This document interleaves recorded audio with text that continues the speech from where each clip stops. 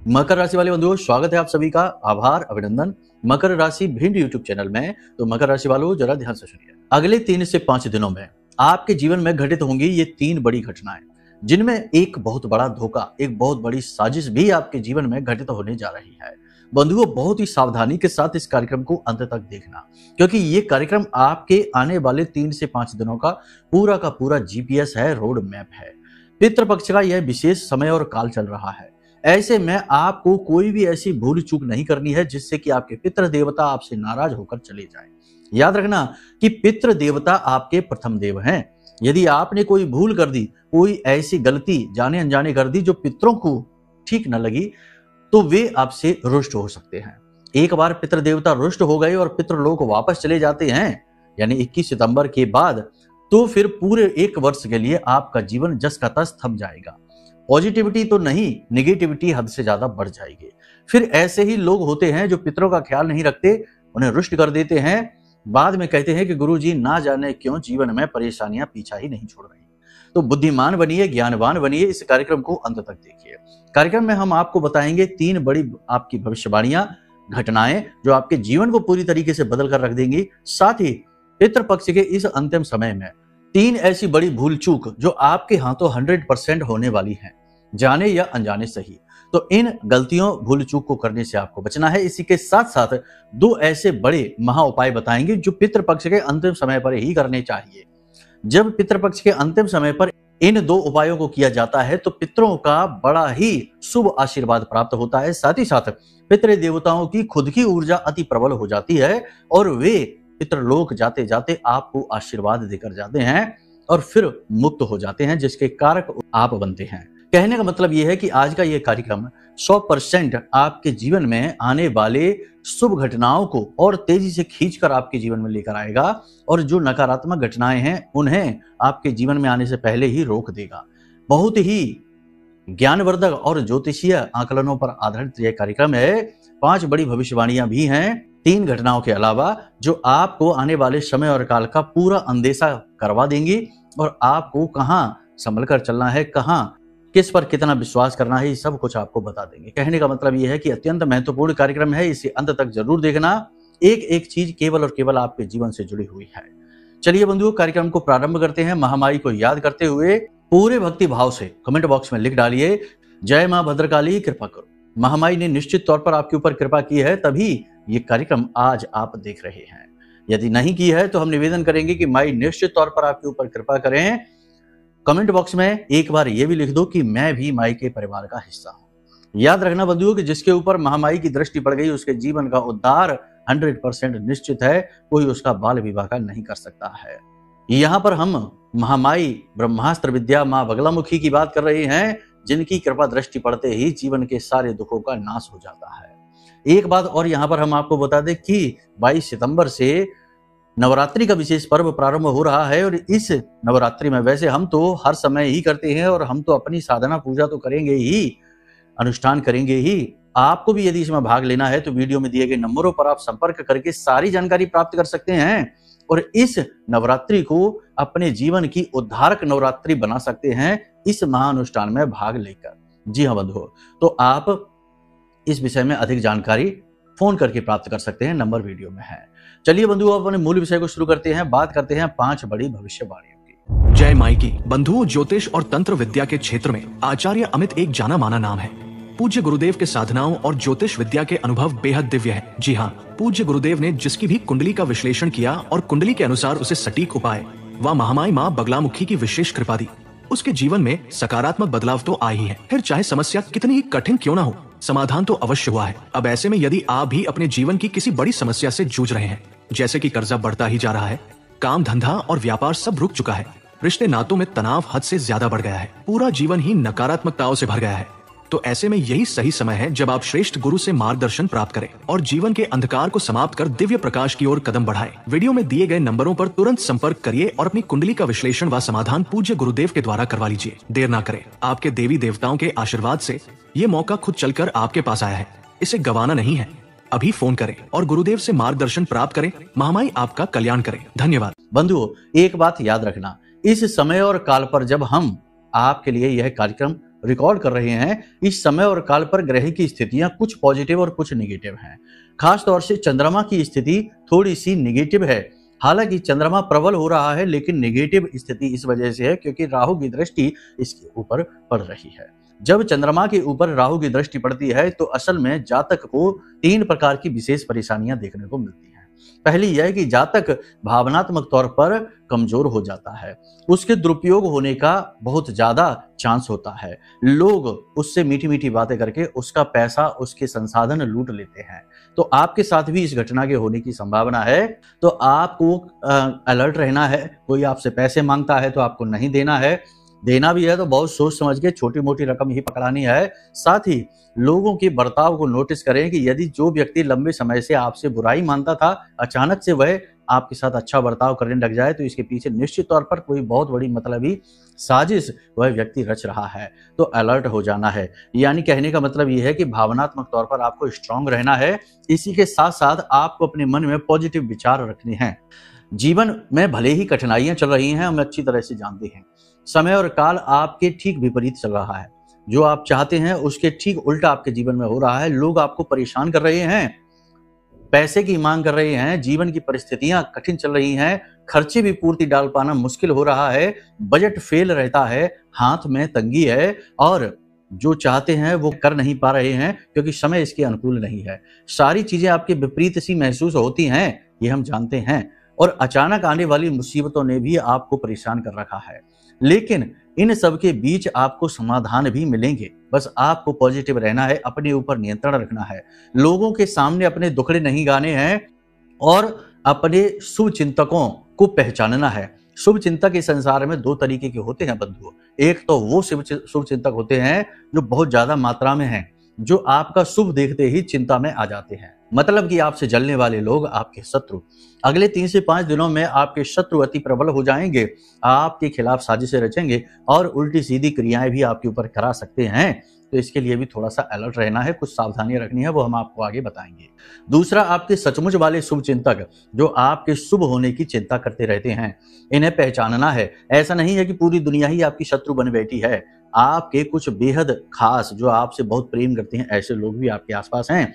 लेकिन विडंबना यह है कि ऐसे लोगों से आप बनाकर नहीं चल पाते हैं, उन्हें ही प्रताड़ित करते रहते हैं। कहीं ना कहीं वैचारिक मतभेद आपके साथ हो जाता है क्योंकि वो टोका टाकी अधिक करते हैं।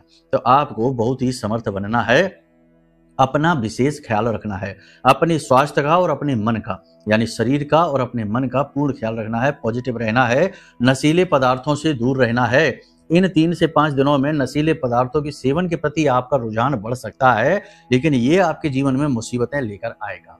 घर में भी किसी भी प्रकार का कोई भी नशीले पदार्थ आपको नहीं रखना है।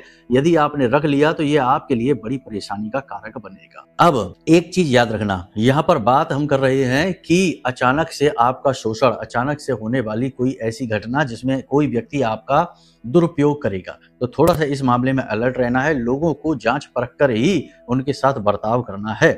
कौन किस मनोभाव के साथ आपसे बात कर रहा है, इस बात को बारीकी से समझना। और ये आप कब समझेंगे? जब आप खुद मानसिक तौर पर शांत होंगे। देखो, भंवर जाल दुनिया का है जिसमें खूब खींचतान है, यानी कि परेशानियों की तमाम लहरें हैं। लेकिन यदि आप ऊपरी स्तर पर ही सोचते रहेंगे तो बहुत विचलित रहेंगे।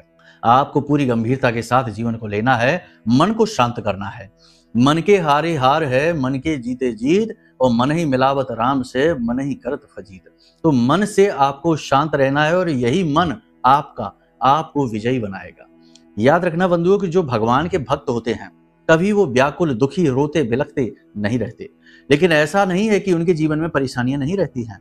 जो संत हैं, महात्मा हैं, उनसे ज्यादा परेशान कौन होगा? उनके पास तो कपड़े भी नहीं हैं, खाने का भी कोई जुगाड़ नहीं है। भीख मांगेंगे तब मिलेगा तो खाएंगे, नहीं तो ऐसे ही भटक रहे हैं। या फिर जैसे तैसे आश्रमों में रह रहे हैं, छोटी मोटी जगहों पर रह रहे हैं, तपस्या कर रहे हैं, पूजा पाठ कर रहे हैं। तो उनसे ज्यादा परेशानियां किसके पास हैं? लेकिन वो कभी रोते तो नहीं है, क्योंकि उन्होंने मन पर जीत हासिल की है। मन से जीते हुए लोग हैं वो। कुछ ना होने पर भी खुश रहते हैं, मुस्कुराते रहते हैं। और बहुत सारे ऐसे लोग हैं जिनके पास लाखों करोड़ों की दौलत है, बड़ी बड़ी गाड़ियां हैं, तब भी कि व्यापार बढ़ा नहीं पा रहे हैं, कर्जा बढ़ता जा रहा है, इस बिजनेस में लॉस हो रहा, उस बिजनेस में ये हो रहा, वो हो रहा, और इसी लेन देन पैसे की खींचतान के चक्कर में परिवार में भी तनाव का माहौल बनाकर बैठे हैं, रात को चैन से सो नहीं पा रहे हैं। तो ऐसे लोग मन से हारे हुए लोग हैं। समस्याएं जीवन में होना अनिवार्य है। ऐसा नहीं है कि जीवन से एक दिन आएगा ऐसा जीवन में कि समस्या पूरी तरह से गायब हो जाएगी, वो दिन कभी नहीं आने वाला। हर दिन जीवन में समस्याएं होती हैं, नई चुनौतियां होती हैं। कठिनाई का दूसरा नाम ही जीवन है। ठीक है, अब आपका क्या यहाँ पर रोल है आप समझिए। अध्यात्म के आधार पर आपको बता रहे हैं, आपका रोल है कि आप एक उत्तम चरित्र को यहाँ पर स्थापित करें। उत्तम चरित्र जो भगवान श्री राम का था, जो भगवान श्री कृष्ण का था, हर एक महान आत्मा का जो चरित्र था, जो स्वामी विवेकानंद का था, वही उत्तम चरित्र आपको स्थापित करना है। ये ना देखो कि आपके पास क्या नहीं है, ये देखो कि आपके पास क्या है। भले ही लाखों करोड़ों के घाटे हो चुके हैं, जिसने घाटे दिए हैं वही उन घाटों को दूर भी कर लेगा, लेकिन आप ये देखिए कि आपके पास क्या है। आपके पास अपना परिवार है, अपने बच्चे हैं, आपका शरीर है, स्वस्थ शरीर है, आपके पास सोचने समझने की क्षमता है। आपको इन्हीं चीजों का प्रयोग तो करना है, अपने आप को मजबूत बनाना है। जब समस्याएं होती हैं, कठिनाइयां होती हैं, तो और शांत और गंभीर हो जाने का समय होता है, और फिर उन्हीं समस्याओं के बीच आशा की एक किरण झांक रही होती है, वह समाधान की होती है, और वह दिखेगी आपको तब जब आपका मन शांत होगा। कहने का मतलब यह है बंधुओं, देखो कठिनाई तो है ही, लेकिन कठिनाई का मतलब ये नहीं कि बस दिन भर रोते बिलखते रहो, सोचते रहो कि कठिनाई है, कठिनाई है, कठिनाई है। सोचते रहने से कुछ नहीं होगा, करने से होगा, और कर आप तब पाएंगे जब आप मन से शांत होंगे। मन से शांत होने के तरीके बड़े सरल हैं बंधुओं। सबसे पहली चीज कि अपने आप को ये मान लो कि आप इस संसार में कुछ कर ही नहीं रहे हैं, हम भी यहाँ पर कुछ कर ही नहीं रहे हैं। जो भी कुछ कर रहा है वो ऊपर बैठा ईश्वर परम तत्व कर रहा है, और हम और आप तो कलम मात्र हैं। हमारा अस्तित्व एक पेन, एक कलम से बड़ा नहीं है। तो ये कलम लिखने की क्षमता तो रखती है, लेकिन लिखा क्या जाएगा ये हम निर्धारित नहीं कर सकते, ये वो निर्धारित करेगा। किसे घाटा मिलेगा, किसे बाड़ा मिलेगा, किसे तरक्की मिलेगी, किसे पीड़ा मिलेगी, सब वो निर्धारित कर रहा है, और नई कहानियां हर एक के जीवन में लिखता जा रहा है। आपके जीवन की कहानी लिख रहा है, हमारे जीवन की लिख रहा है, सबके जीवन की, जो भी इस संसार में जीव हैं, सबके जीवन की कहानी वो लिख रहा है, और सभी कलमें हैं, पेन हैं। ठीक है, तो जब आप इस भाव के साथ चलेंगे तो आपको पता लगेगा कि आपके जीवन में जो भी कुछ है वो सब कुछ आपने नहीं किया, उसने किया है, और जब उसने ही किया है तो फिर जिसने बिगाड़ा है वो सुधारेगा भी। आप क्यों टेंशन लेते हैं? देखो, कहने का मतलब यह है कि टेंशन इससे कम नहीं होगी, बस आप इससे शांत होंगे, आप इससे गंभीर होंगे, आप इससे सहनशील बनेंगे, और धीरे धीरे आपको मार्ग मिलेंगे। समझ में आ रही है आपको हमारी बात? कहने का मतलब यह है कि अपने आप को समझो, अपने बल को बढ़ाओ, व्याकुलता को दूर करो। मौसम से संबंधित थोड़ी सी परेशानियां हो सकती हैं, गर्मी शरीर में बढ़ सकती है, ताप बढ़ सकता है, गले में खराश हो सकती है, जुकाम हो सकता है, पेट में थोड़ी बहुत तकलीफ हो सकती है, किसी प्रकार का इन्फेक्शन भी हो सकता है, ब्लड प्रेशर से जुड़े हुए रोगियों के लिए थोड़ी समस्या हो सकती है, त्वचा पर किसी प्रकार का कोई इन्फेक्शन हो सकता है, या कोई एलर्जी वगैरह उभर सकती है। महिलाओं को ज्यादा अलर्ट होने की जरूरत है। कमर में दर्द हो सकता है, पिंडलियों में दर्द हो सकता है, सिर में भारीपन रह सकता है, और लेडीज प्रॉब्लम जो होती है ना, स्वास्थ्य गत समस्याएं जो होती हैं वो महिलाओं को हो सकती हैं। कहने का मतलब ये है कि ये समय और काल आपको अपने आप को पहचानने का है, अपने आप को संभालने का है। अपने गुरु बनिए, अपने मार्गदर्शक बनिए। इस समय और काल पर किसी से बहस नहीं करनी है, उच्च अधिकारियों की हाँ में हाँ मिलानी है, सहकर्मियों से ज्यादा बातें शेयर नहीं करनी है, परिवार में लोगों के साथ प्रेम से चर्चा करनी है, ज्यादा बात विवाद नहीं करना है, पुरानी बातों को नहीं कुरेदना है। जीवन साथी के साथ थोड़ी बहुत खींचतान हो सकती है, मनमुटाव हो सकता है, लेकिन आपको यह समझना होगा कि यह समय की देन है। धीरे धीरे चीजें सही होंगी, रिश्ते भी सही होते चले जाएंगे। कहने का मतलब यह है कि आप अपने आप को संभालिए, रिश्ते नातों को भी संभालिए, और अपने आत्मिक बल को बढ़ाइए। पूजा पाठ करिए, योग ध्यान मेडिटेशन वगैरह अवश्य करिए, इससे आपका आत्मिक बल बढ़ेगा। बंधु, हम आपको एक चीज बता देते हैं कि लोग अक्सर ये कहते हैं कि गुरुजी निगेटिविटी है, जीवन को प्रभावित कर रही है, हम परेशान रहते हैं, इससे कैसे मुक्ति प्राप्त करें? तो इससे मुक्ति प्राप्त करने के दो तरीके हैं। एक तरीका तो ये है कि आप किसी की भक्ति में डूब जाएं, शरणागत हो जाएं, क्योंकि शरणागत की रक्षा वह शक्ति करती है जिसकी वो शरण में है। दूसरा ये है कि आप योग, प्राणायाम, आध्यात्म करें, अपने शरीर को, अपने मन को हमेशा पॉजिटिव रखें, अपने खान-पान पर ध्यान दें, यानी अपने जीवन में एक प्रॉपर बैलेंस लेकर आएं। समय से सोएं, समय से जागें। कहने का मतलब ये है कि या तो भौतिकवादी जीवन पर आप काम करिए और इसे पूरी तरीके से सुधार दीजिए, या फिर सब कुछ उसके हाथों में छोड़ दीजिए जिसने आपको बनाया है, सबको बनाया है। अब बात करते हैं 3 बड़ी घटनाओं के बारे में। पहली घटना ये होगी कि आपको पैसे का लाभ प्राप्त होगा, धन का आगमन आपके जीवन में होगा, लेकिन आप उस धन का प्रयोग नहीं कर पाएंगे। वह धन आपके नियंत्रण से बाहर रहेगा, जिस तरह आएगा उस तरह चला भी जाएगा। ये पहली घटना। दूसरी घटना ये होगी कि किसी प्रकार की दुर्घटना हो सकती है, वाहन आदि संभल कर चलाना है, किसी से बहसबाजी हो सकती है, कोई आपका अपना आपके बारे में ऐसी बातें बोलेगा जो आपको अच्छी नहीं लगेगी और आपकी उससे बहस हो सकती है, झगड़ा हो सकता है, बात बढ़ भी सकती है। तीसरी घटना ये होगी कि आपके साथ घात हो सकता है किसी प्रकार का। देखिए, संभल कर रहने का समय है। ये जो पितृपक्ष का समय होता है, इस समय पर तंत्र मंत्र की क्रियाएं भी लोग बहुत अधिक मात्रा में करते हैं, क्योंकि ये समय असल में अंत का समय होता है, मृत्यु का समय होता है। इसमें मरे हुए लोगों की पूजा पाठ की जाती है। तो ऐसे में पैशाचिक कर्म, प्रेत शक्तियों का जागरण होता है और लोग उल्टी सीधी क्रियाएं भी बहुत अधिक करते हैं। तो संभल कर रहने की आवश्यकता है। किसी के घर जाकर भोजन करने से बचें, किसी के सामान को प्रयोग करने से बचें, अपनी चीजें किसी को भी ना दें, किसी के द्वारा दिया गया मीठा भोजन ना करें और अपने घर के दरवाजे की प्रॉपर साफ सफाई करें। और यदि कोई संदिग्ध सामान अपने घर के दरवाजे पर पड़ा मिलता है तो उसे अपने हाथों से, अपने शरीर से ना छुएं, किसी लकड़ी से उसे दूर करें। जैसे कोई गुड़िया डली मिलती है, कोई हड्डी मिलती है, कोई ऐसा सामान जिसपे सिंदूर वगैरह लगा हुआ है पूजा पाठ का, जैसे कि कोई नींबू वगैरह पड़ा मिलता है, तो ऐसी चीजों को लकड़ी से दूर करें और उन्हें जला दें, भस्म कर दें या मिट्टी के नीचे दबा दें, अपने घर के दरवाजे से दूर कर दें। इसी के साथ साथ आपको हम बता दें कि एकांत में, दूर दराज के इलाकों में किसी के साथ ना जाएं, पार्टी वगैरह ना करें, दोस्त यारों की बातों में आकर कोई उल्टी सीधी ऐसी हरकत ना कर दे जिससे चरित्र का हनन हो जाए। ठीक है, इन सब बातों का आपको ख्याल रखना है। ये समय थोड़ा सा डिफिकल्ट है। अब बात करते हैं कि वे उपाय और क्रियाएं, गलतियां कौन सी है, पहले इनकी बात करते हैं।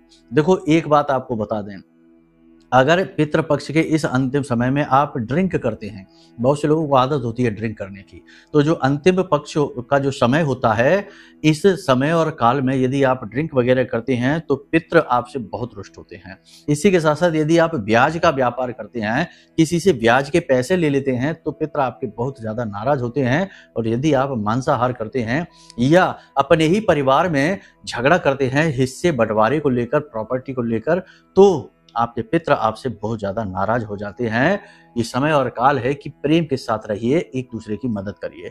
यदि किसी के साथ परिवार में आपकी नहीं बनती है तो उससे बात ही ना करिए, बजाय इसके कि बात करें और उसके बाद फिर झगड़े को बढ़ा लें। ऐसी स्थिति पैदा ना होने दीजिए, इससे आपको बचना है।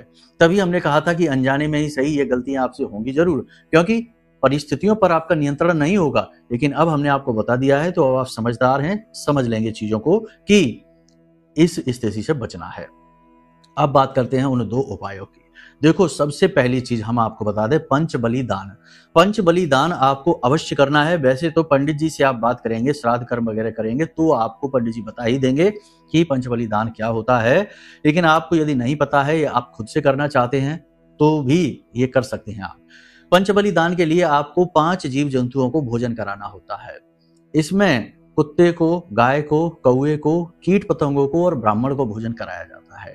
ये पंच बलिदान लगातार 5 दिनों तक यदि जो व्यक्ति पितृपक्ष में करता है, खास तौर से पितृपक्ष के अंतिम समय में, तो उससे पितृ देवता बहुत ज्यादा प्रसन्न हो जाते हैं। साथ ही साथ शास्त्रों में यह कहा जाता है कि जो दान में हम करते हैं, ये जीव जंतुओं को भोजन कराते हैं, ये भोजन की ऊर्जा सीधे पितरों को पुष्ट करती है, बलिष्ठ करती है। तो इससे पितरों का बल बढ़ता है और जो पितृ ऊर्ध्वगामी पितृ होते हैं और बहुत ही उत्तम चरित्र वाले होते हैं, उन्हें मुक्ति भी प्राप्त हो जाती है। तो उनका तो आपको बहुत ज्यादा आशीर्वाद प्राप्त होगा। तो आप कोशिश करें कि इस पितृपक्ष के अंतिम समय में जितना भी समय बचा है, लगातार प्रतिदिन पंच बलिदान का कर्म अवश्य ही करें। दूसरा कर्म, आपके घर के बड़े बुजुर्ग, यानी आपके घर में जो भी बड़े बुजुर्ग आपके हैं, माता हैं, पिता हैं, ताऊ हैं, चाचा हैं, जो भी हैं, दादाजी हैं, जो भी हैं, आप प्रतिदिन उनके पैर दबाएं, उनका आशीर्वाद लें, उनके साथ समय अवश्य बिताएं। ये बहुत आवश्यक है। देखो, आपके जो दादाजी हैं, आपके जो पिताजी हैं, जो भी आपके घर के बड़े बुजुर्ग हैं, यानी कि लगभग 60-65 वर्ष से ऊपर के जो भी लोग हैं, खास तौर से 75 वर्ष और 70 वर्ष के ऊपर के, क्योंकि यह होता है संन्यास आश्रम का समय। यानी इस समय पर जीवित व्यक्ति भी पितृ बन जाता है 75 वर्ष के बाद। ठीक है ना, 75 ईयर्स के बाद में जीवित व्यक्ति भी पितृ बन जाता है। पितृ का मतलब ये नहीं कि कोई भूत बन गए हैं, वो उस श्रेणी में आ जाते हैं कि जब वो पुरखे पूर्वजों की कैटेगरी में शामिल हो जाते हैं। तो आप समझिए कि आपके घर के बड़े बुजुर्ग आपके जीवित पितृ हैं। यदि आप उनका प्रेम प्राप्त नहीं कर पा रहे हैं, उनसे आशीर्वाद नहीं ले पा रहे, उनके साथ समय नहीं बिता पा रहे हैं, तो जो आपके मरे हुए पितृ पूर्वज हैं उनसे आप आशीर्वाद भला कैसे ले पाएंगे। याद रखना कि हमारे द्वारा की जाने वाली क्रियाएं अगर सिर्फ औपचारिकता मात्र हैं तो हमें उनका कोई फल प्राप्त नहीं होता। यही तो आज के जमाने में हो रहा है। पितृपक्ष में होता यह है कि श्राद्ध कर्म एक व्यक्ति घर में कर रहा है और दूसरे व्यक्ति को पता भी नहीं चलता, वो अपने काम में, अपनी नौकरी, अपने व्यापार में व्यस्त है। देखो, जब घर में कोई श्राद्ध कर्म होता है तो आपको उसमें अंशदान देना चाहिए। घर के बड़े बेटे का काम है कि वह श्राद्ध कर्म करे, घर के सभी सदस्यों से थोड़ा थोड़ा अंशदान ले। यदि आप अंशदान नहीं दे सकते तो अपने शरीर से मेहनत करिए, और अगर आप उसमें भी नहीं कर सकते तो मन से उसमें शामिल हो जाइए। यानी आपको पता होना चाहिए कि आपके घर में आज श्राद्ध कर्म हो रहा है, इसकी पूजा है। ठीक है, अब लोगों को यदि मन से भी शामिल नहीं होना है, तन से भी नहीं और धन से भी नहीं, और श्राद्ध कर्म का जो पूरी क्रिया है वो पूर्ण हो चुकी है, भोजन पानी हो चुका, ब्राह्मणों को भोजन करा दिया, तो इसके बाद भी पितरों को मुक्ति प्राप्त नहीं होती, पितृ प्रसन्न नहीं होते। इसी वजह से पितृ दोष आज के समय में जा नहीं रहे, पितृ दोष दूर नहीं हो रहा है, श्राद्ध कर्म वेस्ट हो रहा है, क्योंकि लोग, एक व्यक्ति तो पूरे भाव के साथ जुड़ा है और दूसरा व्यक्ति जो है ना, वो या तो कोई बात लेकर बैठा है या क्रोध की वजह से, किसी वजह से शामिल ही नहीं हो रहा। खैर छोड़िए, आपको क्या करना है कि आपके घर के बड़े बुजुर्गों के साथ समय बिताना है। प्रतिदिन शाम के समय कोशिश करिए, थोड़ा सा समय बिताइए, सेवा करिए उनकी, और उनके चेहरे पर मुस्कुराहट लेकर आइए। जैसे ही वो मुस्कुराएंगे आपके पितृ पूर्वज प्रसन्न हो जाएंगे, क्योंकि आपने अपने घर के जीवित पुरखे पूर्वज जो है ना, जो पितृ हैं, उन्हें प्रसन्न कर लिया है। ये छोटी छोटी क्रियाएं हैं, दैनिक जीवन से जुड़ी हैं। जो भी बातें हम आपको बताते हैं वो पूर्ण रूप से व्यवहारिक होती हैं, कोई भी हवाई बातें नहीं है और उल्टी सीधी क्रियाएं नहीं है, सारी की सारी शास्त्रीय हैं, वैदिक पद्धतियों पर आधारित हैं। बाकी आप चिंता न करिए, महामाई का साथ आपके साथ है, महामाई आपकी रक्षा कर रही है 100%। जब आप इस कार्यक्रम को यहाँ तक देख चुके हैं तो 100% माई की कृपा और आशीर्वाद से ही आप यहाँ तक आए हैं, वरना तो लोग बीच में ही छोड़कर भाग जाते हैं, क्योंकि उन्हें 2 मिनट वाला ज्ञान चाहिए। 2 मिनट वाला ज्ञान लेने वाले ऐसे ही तड़पते रहते हैं, कुछ नहीं मिलता उनको, क्योंकि ज्ञान गंभीरता है, ठहराव है। ठीक है, तो अब देखो, सीधी बात है कि आप महामाई से सीधे जुड़ जाइए, बड़े बड़े अनुष्ठान करिए, कोई समस्या नहीं, माता रानी की सीधी कृपा आपको प्राप्त होगी। और यदि आप ये नहीं कर पा रहे हैं तो फिर आप, हमारे द्वारा बनाया गया महारक्षा कवच है, जो हमने इसी परिस्थिति के लिए बनाया है कि भाई जीवन में लंबे समय से कष्ट चल रहे हैं, तंत्र मंत्र है, परेशानियां बहुत हैं, समझ से बाहर की स्थिति है कि भाई मुक्ति कैसे प्राप्त होगी। तो ऐसी स्थिति में हमने अपनी साधना बल से विशेष मंत्रों के द्वारा अभिमंत्रित करके, जागृत करके यह महारक्षा कवच बनाया है। आप इसे धारण करेंगे जैसे ही, वैसे ही तुरंत आपको इसके परिणाम, इसका प्रभाव महसूस होगा। ठीक है, तो आप इस महारक्षा कवच को ऑर्डर कर सकते हैं और आप अपने जीवन में खुद इसके प्रभाव महसूस करेंगे। माई की सीधी कृपा आपको मिलेगी, आपके आसपास एक सुरक्षा घेरा बनेगा, जिसे बाल का कवच कहते हैं। इसके अंदर विधि विधान सब कुछ हमने बताया है। जब आप इसे मंगवाएंगे तो आपको ये भी बता देंगे कि कैसे इसे धारण करना है। सारी चीजें नियमों से होनी है, विधि विधान से होनी है, तभी कार्य करेंगे। तो आप इस कवच को भी मंगा सकते हैं, अपना कुंडली का विश्लेषण करा सकते हैं। सब कुछ आपकी सेवा में समर्पित है, बिल्कुल छोटी छोटी दक्षिणाओं के साथ सारी सेवाएं हमने आपके लिए शुरू कर रखी हैं। आपकी जैसी भी इच्छा हो वैसे आप धाम से जुड़ जाइए। चलिए बंधु, कार्यक्रम को यही विराम देते हैं। हमेशा हंसते रहिए, मुस्कुराते रहिए, सकारात्मक रहिए, महामाई पर अपनी आस्था और विश्वास बनाकर रखिए, क्योंकि आपका उद्धार तो वहीं से होना है। प्रेम से बोलिए जय माई की, जय मां बगलामुखी। हमारे प्रिय और परम पूज्य आचार्य जी ने अपनी साधनाओं के अनुभवों पर आधारित शक्तिशाली उपाय और क्रियाओं के माध्यम से हजारों लोगों के जीवन को पूरी तरह से बदला है। आचार्य जी के द्वारा बताया गया हर एक उपाय इतना सटीक और कारगर होता है कि जो भी इसे पूरे भाव के साथ कर लेता है, उसे साक्षात महामाई की कृपा और आशीर्वाद प्राप्त हो जाती है। इसलिए निसंकोच इन उपायों को पूरे भाव के साथ करिए, आपका कल्याण होगा। जय माई की।